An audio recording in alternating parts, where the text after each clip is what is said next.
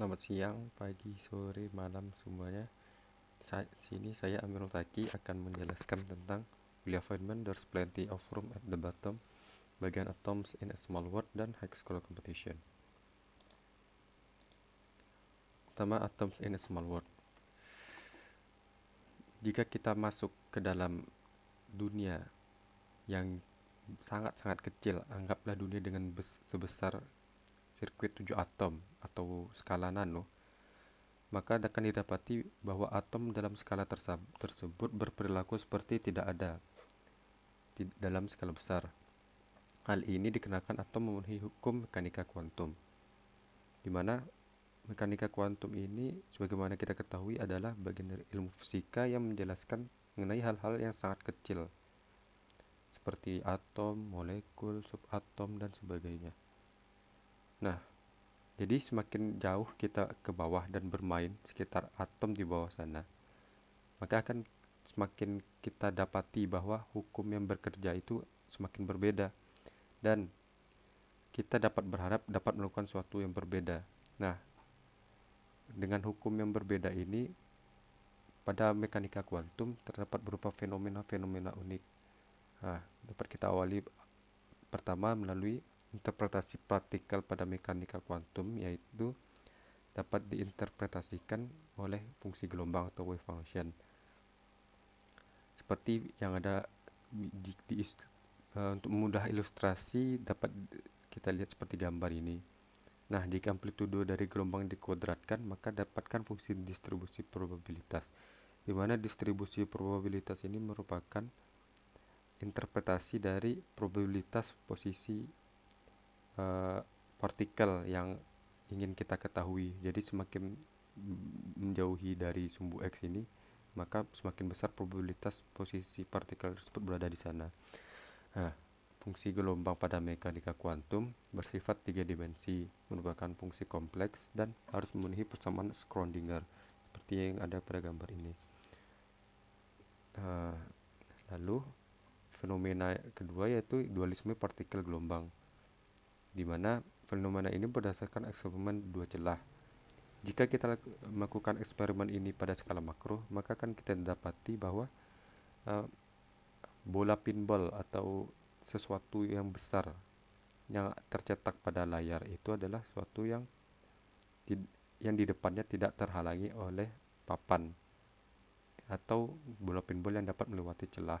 Namun jika pada eksperimen elektron, elektron yang ada pada layar itu seperti merupakan hasil dua gelombang yang berintervensi, di mana dua gelombang ini merupakan hasil difraksi dari dua celah ini. Dengan demikian, maka dapat diketahui bahwa elektron itu memiliki sifat sebagai gelombang juga. Nah, selanjutnya superposisi. Superposisi ini merupakan fenomena yang menyatakan bahwa sistem kuantum itu bisa berada dalam dua status kuantum pada saat yang sama. Nah, maksudnya di sini yaitu distribusi probabilitasnya itu sama besar antara dua puncak ini. Jadi probabilitasnya itu sama. Jadi bisa dibilang kalau anggaplah partikel itu bisa berada keadaannya bisa berada di sini maupun bisa berada di sini. Di mana superposisi ini sangat penting dalam fisika kuantum. Kenapa? Karena superposisi ini jugalah yang membantu dalam perkembangan komputer, kuantum komputer seperti yang saat ini. Lalu selanjutnya itu quantum entanglement, di mana fenomena ini menjelaskan mengenai korelasi antara dua partikel. Nah, misalkan dua gelombang elektron yang seperti pada gambar ini berinterferensi, maka secara matematis akan memiliki fungsi gelombang yang baru. Nah, jika walaupun kedua elektron ini dalam jarak yang jauh, hal ini membuat kita tetap tahu hubungan antara keduanya. Misalkan saya melakukan pengukuran di elektron kanan, maka saya otomatis juga mengetahui hasil pengukuran di elektron kiri, di mana hasil pengukuran di elektron kiri ini merupakan hasil pengukuran di elektron yang kanan.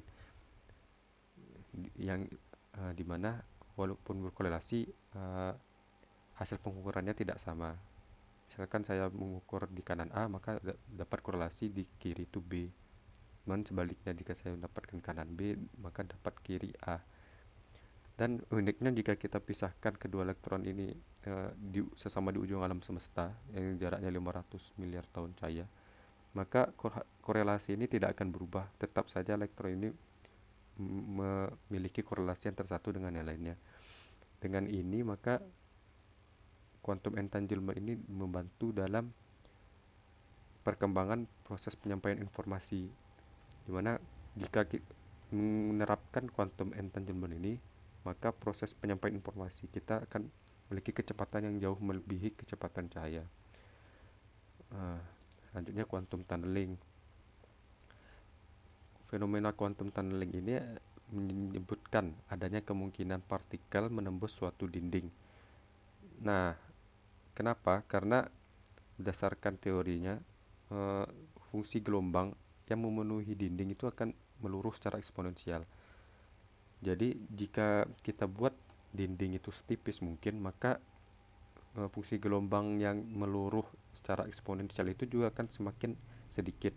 Jadi fungsi gelombang di sebalik dinding itu ada kemungkinannya masih memiliki amplitudo yang cukup signifikan lah, sehingga bisa ada kemungkinan partikel tersebut berada di sana.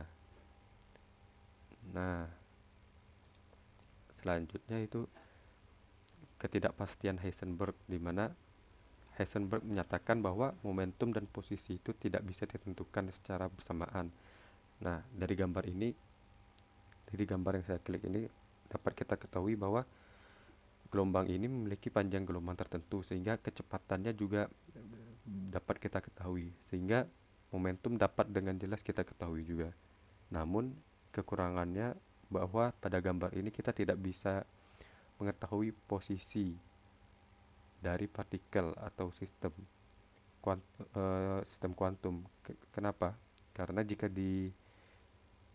dikuadratkan, maka dapatkan distribusi probabilitas dengan puncak-puncak yang sama besar, sehingga kita tidak tahu di mana posisi partikel yang kita ingin cari tahu posisinya.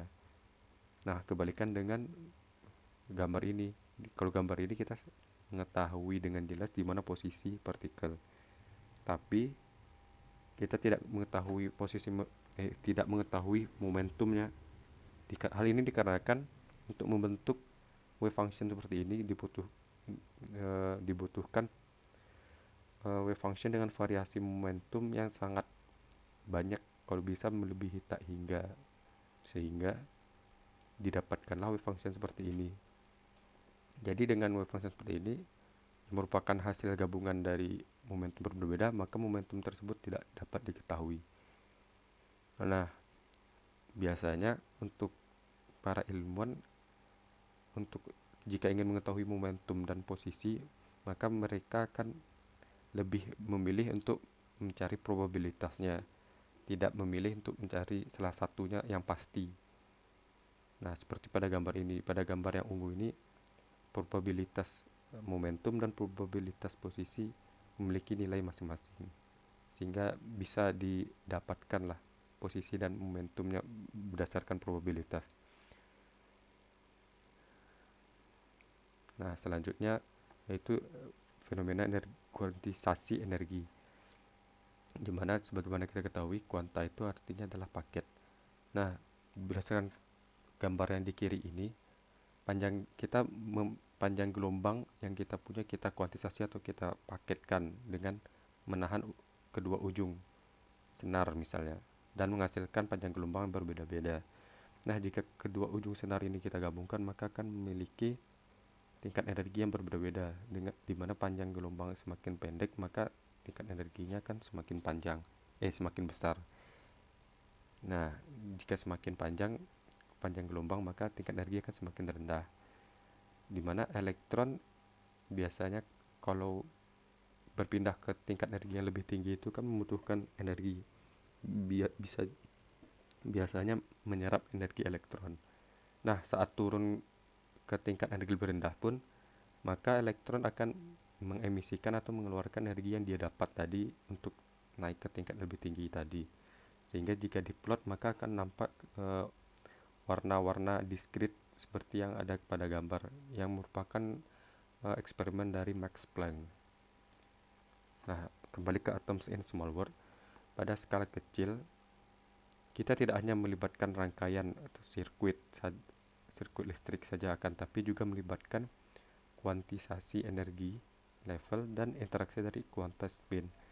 Nah, kuantisasi energi level itu sebagaimana yang telah dijelaskan sebelumnya, yaitu perpindahan tingkat energi elektron.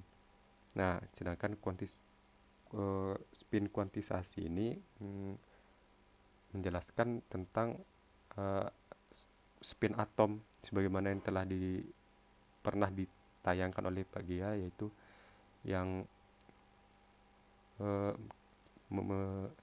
yang membuat satu bit terkecil itu menggunakan 7 atom dengan memanfaatkan spin atom tersebut, dimana sebagaimana kita ketahui spin atom itu memiliki nilai up atau down biasanya. Dan spin atom ini tidak bisa kita bayangkan seperti elektron yang berputar atau atom berputar terhadap poros. Nah, selanjutnya atoms in small world. Yang selanjutnya yaitu Feynman juga menyatakan bahwa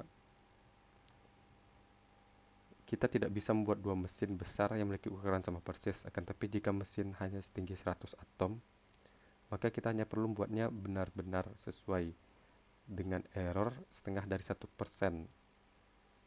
untuk memastikan mesin yang lain yang kita buat kan memiliki ukuran sama persis, yaitu setinggi 100 atom. Menurut saya, berdasarkan hal tersebut, maka jika error kurang dari 0,5% atom, 0,5% dari 100 atom, maka errornya kurang dari 0,5 atom. Jika kurang dari 0,5 atom, maka tidak termasuk inti atom. Di sini saya asumsikan inti atom itu tepat-tepat berada di tengah. Nah, jika tidak termasuk inti atom, maka selagi errornya itu kurang dari 0,5%, maka tidak ada inti atom yang bertambah ataupun berkurang, sehingga dapat dikatakan tetap atomnya berada sebanyak 100 atom. Nah, Feynman pun juga mengatakan bahwa pada skala atom kita memiliki jenis gaya dan jenis probabilitas yang baru. Nah, dimana sebagaimana kita ketahui ada 4 fundamental gaya, yaitu gaya 1 dan 2, gravitasi dan elektromagnetik, merupakan gaya yang dapat kita rasakan pada skala besar ini. Nah, untuk gaya 3 dan 4 tidak demikian, dimana gaya 3 dan 4 ini merupakan gaya yang bekerja pada inti atom dan tidak dapat kita rasakan, dimana yang strong nuclear force ini merupakan gaya inti atom yang bertanggung jawab dan dapat menjelaskan kenapa proton itu saling menempel pada inti atom, tidak saling tolak menolak, padahal muatannya itu sama, di mana strong force ini memiliki kekuatan 100 kali lebih kuat dari elektromagnetik berdasarkan eksperimen. Nah, selanjutnya kalau weak force ini adalah gaya pada inti atom yang bertanggung jawab pada peluruhan inti atom. Nah, kalau weak force ini memiliki kekuatan 100 kali lebih lemah dari elektromagnet atau 10.000 kali lebih lemah dari strong force. Selain 4 fundamental gaya ini, terdapat juga gaya-gaya kimia, misalnya gaya ikatan ion, ikatan kovalen, gaya van der Waals yang sebagaimana telah disinggung juga pertemuan sebelumnya, dan sebagainya, yang dapat mengaruhi proses manufaktur kita pada skala atom, atau skala nano. Lalu probabilitas menurut saya masih sama, probabilitas pada skala atom itu masih mengikuti distribusi normal seperti yang pada gambar ini. Sebagaimana kita lihat pada gambar ini, misalnya elektron memiliki distribusi probabilitas yang masih berbentuk seperti lonceng, sehingga dapat dikatakan bahwa probabilitas pada skala yang kecil itu masih mengikuti distribusi normal gitu. Lalu efek dari probabilitas dan gaya yang baru itu sebagaimana telah dijelaskan tadi, eh, efeknya entanglement, quantum tunneling, eh, superposisi, dan hal itu, dan juga efek fotolistrik Albert Einstein, di mana pada efek fotolistrik Albert Einstein menyatakan bahwa cahaya itu bersifat sebagai partikel dan gelombang. Berdasarkan eksperimennya, yaitu cahaya dapat membuat elektron keluar dari pelat diakibatkan tabrakan dengan bekas foton. Nah, Feynman juga menyatakan bahwa prinsip fisika sejauh ini tidak menentang kemungkinan melakukan manuver atom demi atom. Dan itu benar adanya, di mana jika kita kita kembali ke pertemuan-pertemuan awal, Pak Gia juga memberi video mengenai The World's Smallest Movie, yaitu The Boy and His Atom. Dan video yang saya tautkan ini merupakan proses pembuatan dari film The Boy and His Atom itu, di mana dapat dilihat pada tautan ini. Lalu selanjutnya, apakah mungkin seorang fisikawan dapat mensintesis zat kimia yang ditulis oleh ahli kimia? Jawabannya mungkin dan sudah dilakukan, di mana hal itu hasil produksinya yaitu berupa partikel nano, di mana partikel nano itu merupakan partikel yang memiliki diameter 1 nanometer hingga 100 nanometer. Lalu partikel nano itu memiliki fungsi yang berbeda-beda tergantung produksi partikel itu untuk apa gitu. Jadi beberapa fungsinya yaitu dapat sebagai katalis yang dapat mempercepat proses reaksi kimia. Kalau di bidang kesehatan bisa membantu dalam proses penyebaran obat di seluruh tubuh ataupun di bagian tubuh tertentu. Lalu di rangkaian listrik dapat terasa jelas oleh kita yaitu pada proses pembuatan mikroprosesor dan silver nanobakterial sebagai properti antibakteri yang biasa diterapkan pada masker atau peralatan kesehatan lainnya. Nah, di sini ada video mengenai sintesis partikel nano yang dapat dilihat pada tautan berikut. Nah, lanjut di topik berikutnya, yaitu high school competition. Yaitu Feynman menantang barang siapa yang dapat membuat motor listrik yang dapat beroperasi. Dan motor listrik itu dapat dikontrol dari luar dan memiliki ukuran kurang lebih 400 mikron. Dan tantangan ini dapat diselesaikan oleh William McLellan setelah 11 bulan setelah tantangan Feynman, di mana William McLellan ini hanya membutuhkan 2,5 bulan untuk mengerjakan proyek tersebut, di mana hasil dari proyek tersebut yaitu motor 250 mikrogram dengan 2000 rpm yang mengandung 13 bagian terpisah. Mana pada gambar ini dapat terlihat bahwa William McLellan memegang motor yang ukurannya jauh lebih besar dibandingkan motor yang dia buat di bawah mikroskop itu. Nah, untuk tantangan kedua yaitu Feynman menantang siapa yang dapat mengukir halaman buku di permukaan yang 25.000 kali lebih kecil dari cetakan standarnya. Nah, tantangan ini diselesaikan oleh Tom Newman pada tahun 1985. Dia menulis halaman pertama dari sebuah buku, lalu masalah utama yang dia miliki sebelum dia mengklaimnya itu adalah dia setelah menulis itu dia menyadari bahwa ruang kosong pada kepala pintu masih sangat besar dibandingkan dengan teks yang dia tulis, sehingga mengalami kesulitan dalam menemukan teks yang dia tulis. Nah, selanjutnya ada video yaitu how scientists are building tiny microscopic motor, yaitu berubah prinsip atau teori-teori mengenai apakah mungkin kita membuat motor dalam skala nano dan elektron beam litografi. Mana litografi itu adalah metode pencetakan yang menggunakan batu pipih atau plat besi yang pada bagian gambar dikerjakan menggunakan bahan berminyak mengandung tinta, sedangkan yang bukan gambar akan dilapisi atau dibuat oleh bahan yang anti tinta. Dimana kalau pada litografi ini pada dasarnya dapat dicetak biasa pada kertas atau komponen-komponen yang bisa untuk menerima tinta itu. Nah, kalau elektron beam litografi itu berbeda, namun prinsipnya sama dan dapat dilihat pada tautan video berikut. Nah, mungkin sekian presentasi dari saya. Hmm, Mohon maaf jika banyak salah dan kekurangan. Sekian, terima kasih.